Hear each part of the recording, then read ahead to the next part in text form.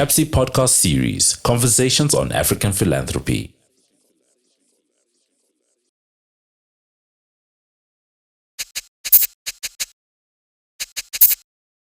Welcome to yet another conversation on African philanthropy with me, Pekinko Simoyo. I'm here in Sali at the margins of the 4th Annual Philanthropy Conference that is held every year in collaboration with several partners that include Trust Africa, the Africa Philanthropy Forum, the Africa Philanthropy Network, the East Africa Philanthropy Network, Trust Africa, and the Southern Africa Trust. I'm happy to be joined by Marwa El-Daly. Marwa, welcome. Thank you, Becky. Marwa is the founder of the Waqfeyat Community Foundation in Egypt, but also a professor at the American University in Cairo. Marwa, as we were coming here, you were telling me that you have a newborn baby. All of us have known you as the founder of the Community Foundation, but let's talk about this newborn baby. I think the new foundation is, for me, it's like history being written, because now we have a foundation called Waqfeyat Misr, which is the Waqf of Egypt, Waqfeyat of Egypt. And it was launched on the 16th of May 2023. We had the launch being honored by the Minister of Social Solidarity, who came and declared our launch as a Waqfeyat Misr working on the national level in Egypt. For us, this is why this is something that I'm sure history will be talking about, because for the first time we have a Waqf foundation under the Ministry of Social Solidarity, like as a civil society organization, reviving the Waqf system on the national level. We have big dreams of having a very big endowment working across all the governors of Egypt, the 27 governors of Egypt in different fields. The presence of the participants in our launch reflects our mission, because we had people from the government, so the minister from the minister and all her amazing team in Egypt with their support. We had many of the presidents of the universities in Egypt, the international organizations like UNDP, people from the embassies like the German embassy, and all the civic sector, and topped by a large representation from the banking sector, who are starting to believe in the importance of sustainability. Yeah. And the Waqf is about sustainability. It's about creating a business model that supports development in perpetuity. Yeah. And our mission now is to innovate it. Is finding innovative financial techniques where we can replicate the Waqf model, the sustainable endowment model, but in a very innovative ways.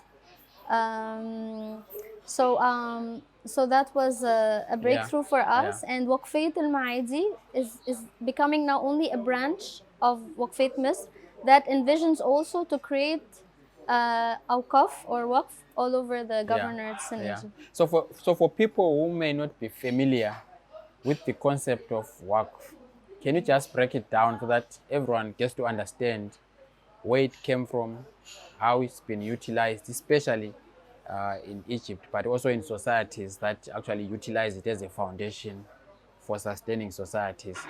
Then after that, I would want us to look at the different initiatives that we've been involved in. So Waqf is an indigenous model. The term is an Arabic term. It means stopping or tying up the capital, so it's not spent, it's invested. It flourished in Egypt, in all north of Africa, even in Spain with the Islamic influence. I would claim it has connotation with the Islamic economics, because it's something that is being acknowledged and seen important as a sadaqa jariyah, or as a sustainable giving in the religious faith. However, it was secularized because in Egypt we had, in every religion could establish an awqaf throughout history. So it means that individuals establish their own funds, donor advised funds, in the name of Waqf. And it flourished because you sustained so many diverse causes. Causes like, even if you love birds, you would create a Waqf where you know that for centuries to come, it will be paying for someone who buys food for birds, who would be distributing them food for the birds across the streets of Egypt, for example. You had Waqf as hostels everywhere in Spain and Morocco and Egypt. Like, you would arrive and you find the hammams, the hostels, everything. They were small foundations managed by what was called the Nazr al-Waqf, or now it's the board that we created, substituting the Nazr of the Waqf. So as an Egyptian also, I would say that Waqf started also during the pharaonic times. So the temples we have in Egypt, they were supported by awqaf as well, to give them sustainability. So it has been known centuries and centuries, thousands of years ago. Yeah. So for people that want a basic concept, would one use the concept of an endowment, for example, as almost one way of explaining what a Waqf is? The concept of an endowment, or there's a huge difference between the two? An endowment would describe a Waqf very well, especially why? Because it started off with assets. And this is the most secure and stable form of securing sustainable giving. Asset management is an integral part of Waqf management. However, over the time, it evolved to include also cash Waqf, so you can put a time deposit. It evolved to include many other innovative, even you can see that startups, if you have an incubator, the incubator itself can act as a Waqf and supporting startups all over. So any form of business that has a social business, that has a capital that is being invested, can be seen also as a form of Waqf. The idea of Waqf is that you don't spend the money. For example, if you ask me what is the difference between the usual giving and Waqf, is that when you give, even if you are Christian, you give ushur or tithe, or a Muslim, you give zakat. This is like money that you give to people that people would own and make their living. It can be ad hoc, it can be for one time, it can be just relief. However, Waqf is a sustainable mechanism where you need to put into account that your investment should outlast your life. It should be there forever. Yeah. So this is the idea behind it. Yeah.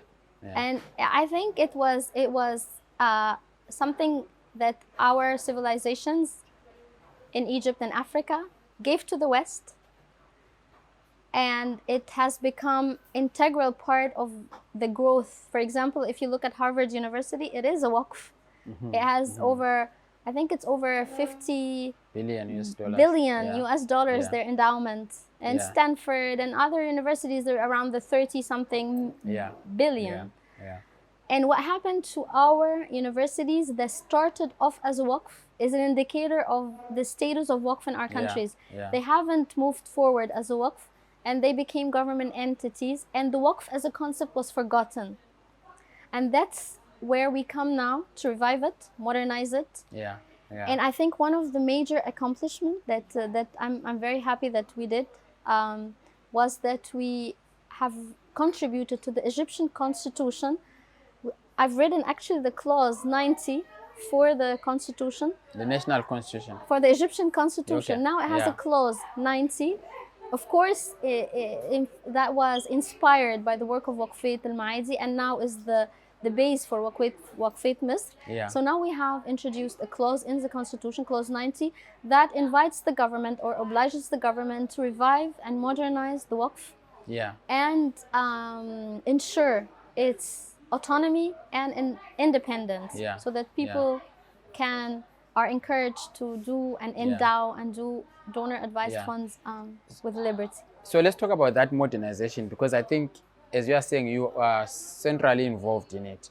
So let's start talking about the first community foundation, the Waqfeyat Maadi that you established. When was it?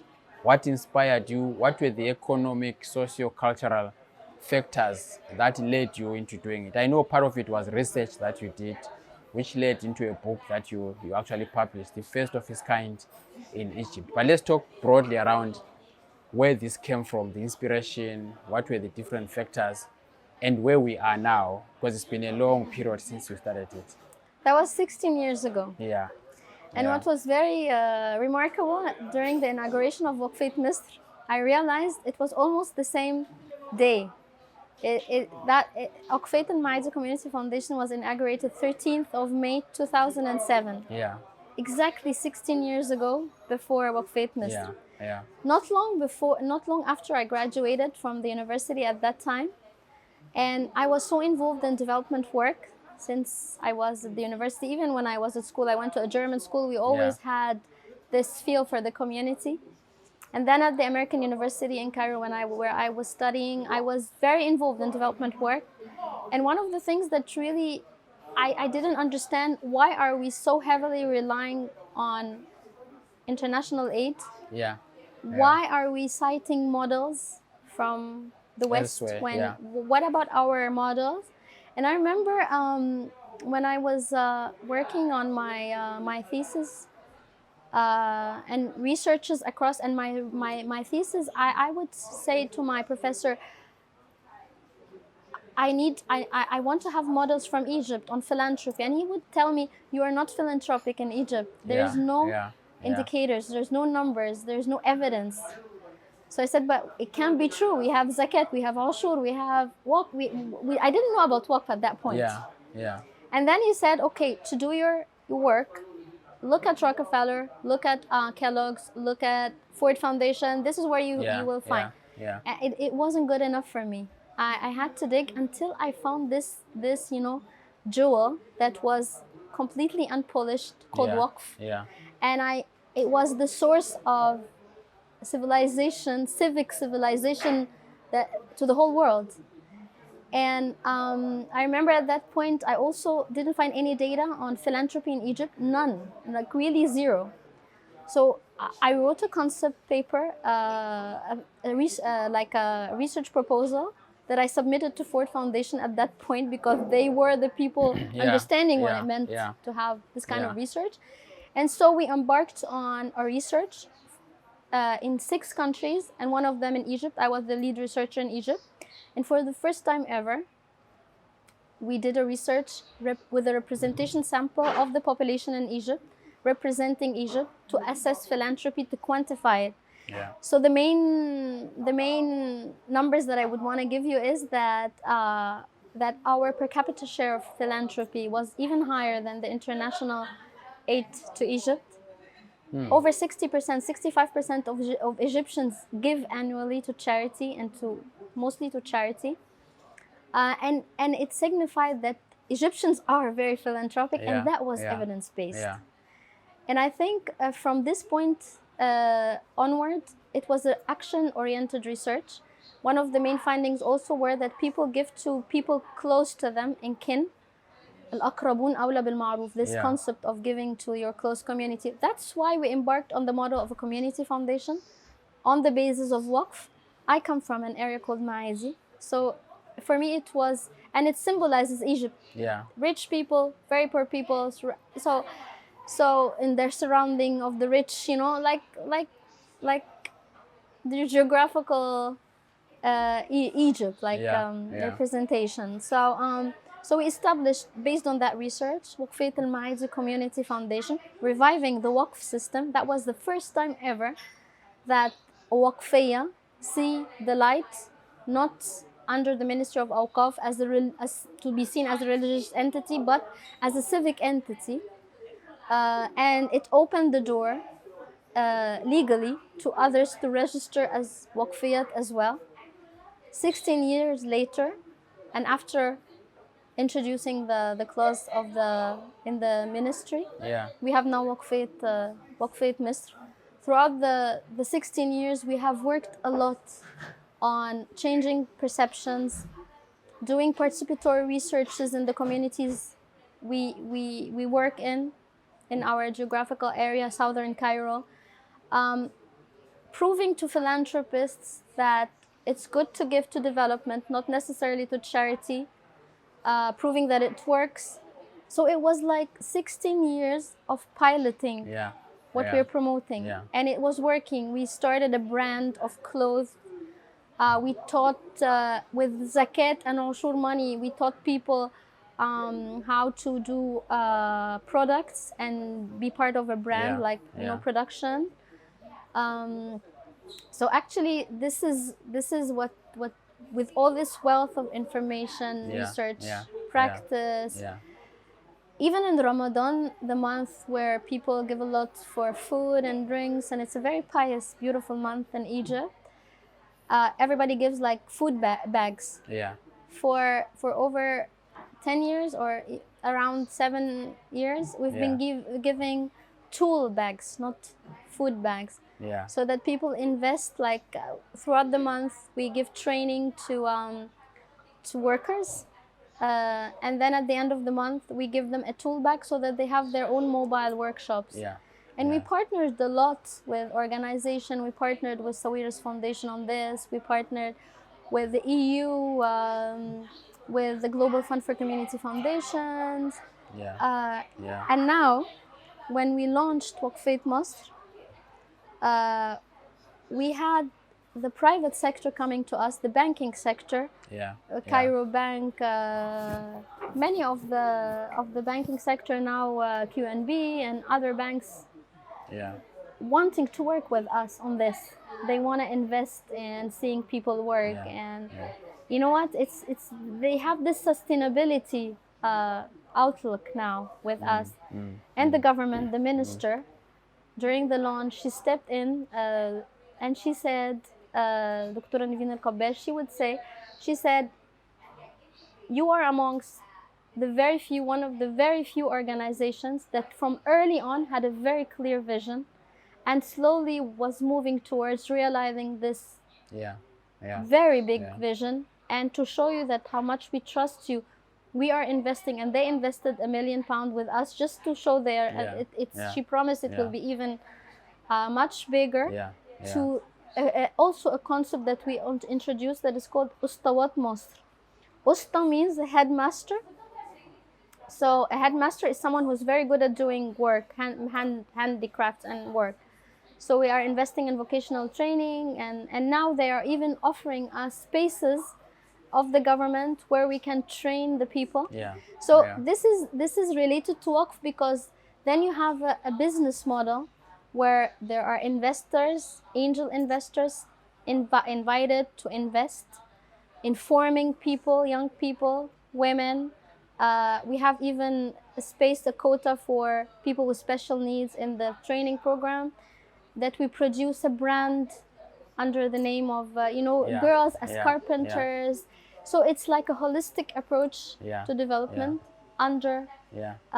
the Waqf model. Yeah. So before we even maybe talk more about the national coverage, I want to explore a bit about, when you are a community foundation, it means you are from that community. You are doing most of the programs in that community. So there's a geographic understanding and dimension to it, but there's also a community of interest and others. I want to understand how you were affected by COVID, because the concept of community was either enhanced or actually threatened by whatever forms of responses government took. So in our case, government went hard on lockdowns. So that meant the sense of community immediately disappeared. We were now individual households, right? But in certain parts of the continent and in certain parts of the country, because of the nature of the communities and special planning, even if you impose a lockdown, you still have that community that cannot be affected by that because of how, design was actually done. There's it was designed to be in communal. In your case, how did it pan out? Actually, in our case, it's very inspiring. I think what we experienced during COVID, Yeah, because everybody was saying, stay home, make others safe, staying home, and for us, it was very clear that staying home was a luxury.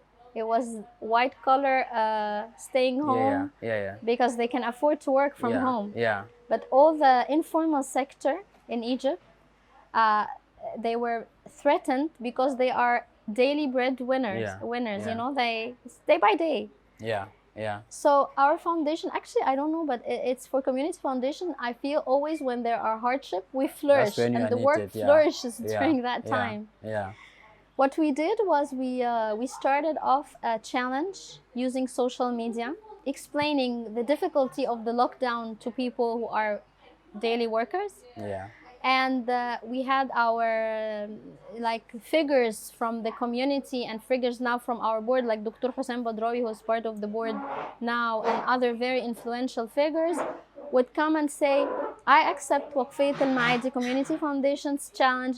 I'm gonna support one family's machine or work during the lockdown, and I'm challenging another 5.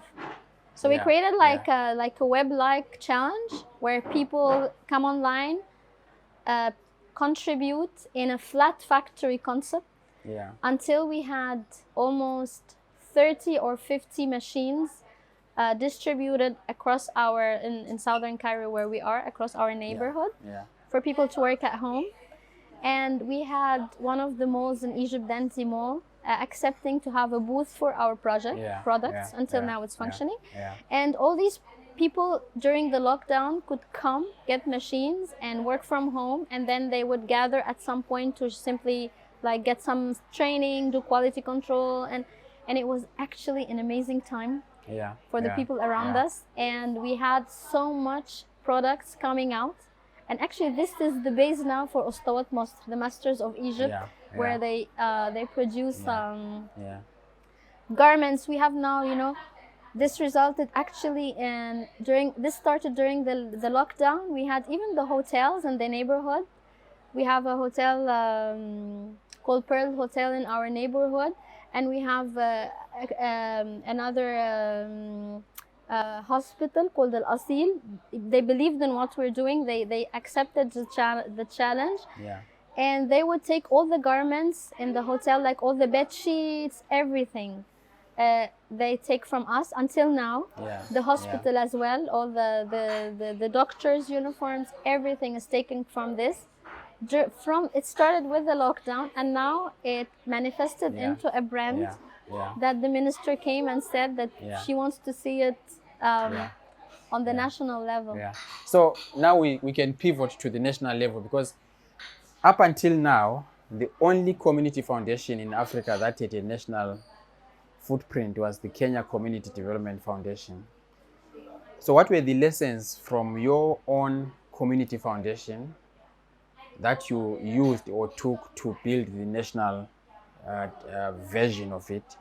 And did you also learn from others like KCDF that are already nationally oriented, and what challenges and opportunities they've had to deal with?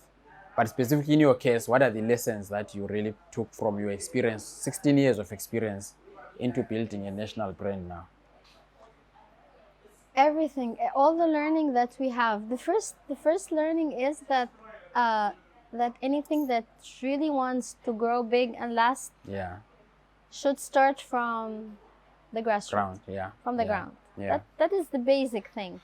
It started really slowly from the grassroots, started attracting like-minded people, creating a movement, influencing policy change, influencing young people, because I'm very happy to teach also at the university. Even if it's even if it's a couple of classes, but I managed to get students involved in the civic sector. They see grassroots development. They have a responsibility for that, and then we work a lot also with very small organizations in our neighborhood. Like in every neighborhood there is a community-based organization, so we always work with them on empowering them. So it was so important for us to grow on the national level, to have this base, Yeah. Yeah. and all the learning that entails with it. Yeah. And I think this is number one learning. You cannot start. Yeah. You will refuse afterwards. You will refuse you refuse. You want to always start with what you have, your strength. You always treat your strength. Yeah. Like myself, the team, everybody we work with, there is nothing to stop us in the middle of very harsh economic conditions now. It's challenging time, but we are very optimistic because we have this ground power coming up, and we see it unfolding, and we see ourselves on the top of things. We see ourselves on the top of green economy, of inclusive economy, of sustainability, all the things that people are trying to discover now. We've been gone a long way because we've been practicing them already. The challenge for me is, and we have agreed that everything we do needs to be based on a business model. Without a business model, nothing will work. And the challenge is that we limit our approach to fundraise from international organizations. And we sometimes we have good opportunities. We learn how to say no. Because it will take a lot of effort, and it will drift us apart from the mission. So what we're trying to do really is to look for investors, angel investors, philanthropists who believe in what we're doing. We're trying to make it a win-win situation. So you can even invest in your charity, but at the same time you can maybe benefit. You know? So this is the challenge. We want more and more believers from the social business community to step in. That's why I think also networks like this, like the African Philanthropy Network, events, and what the work of Trust Africa doing, what CAPSI is doing, I really value a lot these partnerships, because it's Mother Africa, it's our continent, and our inner strand. And I believe every time I come to one of these conferences, I don't see them as conferences anymore. I see them as one, you know, when you're sprinting. I don't know how they call when you're in athletics, when you're a relay. You're moving one step at ahead, and every time we meet, there's something like a story we tell further. And I think the challenge now is also to start accumulating our narrative. There's so much happening, and very little time, and that you also work on your narrative and your learning on, you know, the academic part is it really needs to pick up also. So you said something about influencing policy, and I wanted to talk about that because it sounds to me like you are saying, as part of building bottom up, you have had the opportunity to understand the field, understand the policy terrain, but then use your experiences to at least change some dimensions of the policy space to allow for the revitalization of a specific cultural jewel, the Waqf in Egypt. Does your community, where you are located, and the broader Egyptian community understand what you have just done with that clause? I think it says Article 90 in the Constitution. If the community understands, I'm not sure we have gone that far that we really highlight the importance of this clause to the wider community. We have done specific workshops, but I'm not sure if it's really widespread. What I cared, and this is what I've learned with this work, people wouldn't feel the effect unless they see the outcome. And that's why I was even thinking evidence-based and all these, why are they important? They are not important without that people see results. So I think this will happen with the time. They're seeing now the result of, they're very proud, many are proud that we as a community foundation established a national foundation that will eventually be responsible for establishing other community foundations, right? So it's a vehicle also for this model to be replicated. To be replicated. So I think this is the learning. This is the learning that I lost you in the. No, but you have responded. I'm fine. You have responded. The issue was whether the community really sees the value and importance of the new clause in the constitution. And I think from what you are saying is, yes, they might know it's there, but if the clause does not have tangible outcomes, it must have tangible then it won't have meaning. So the other part as we start closing down is you are also interested in academia, in teaching as another strand in influencing mindsets, practice. Let's talk a bit about what you are doing at the university. What do you seek to achieve? I mean, I run a center where I'm seeking to build a cohort of new academics in the field of philanthropy. So that's one.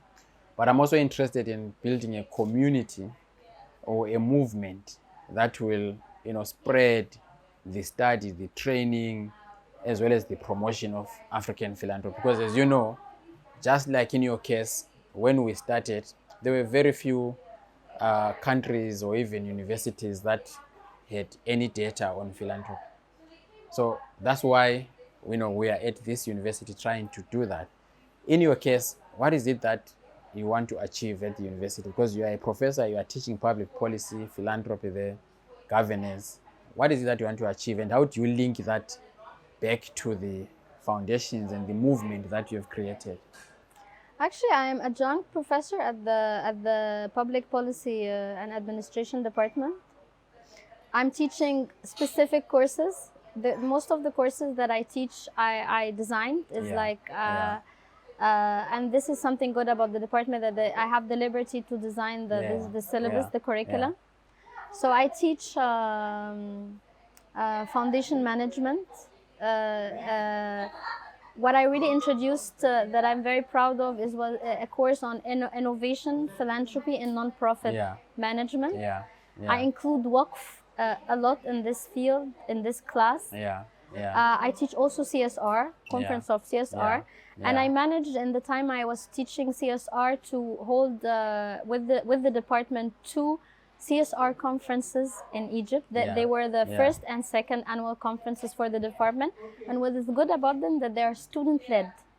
So for me, it is very important, like you, to engage the student in the movement, create a movement that is based on the academics, on being academic. Science is very important to me. And I remember we both, Becky and you and me, we were fellows at the Center for Philanthropy with Professor McCarthy in the US. And one of the things that I did after the fellowship was the write-up of what now is the Philanthropy Center at AUC. Because I believed in the importance of having a philanthropy center at the AUC, and I worked with Dr. Gerhardt at that time on setting up the center, writing all the write-ups behind it and what we want to achieve and everything.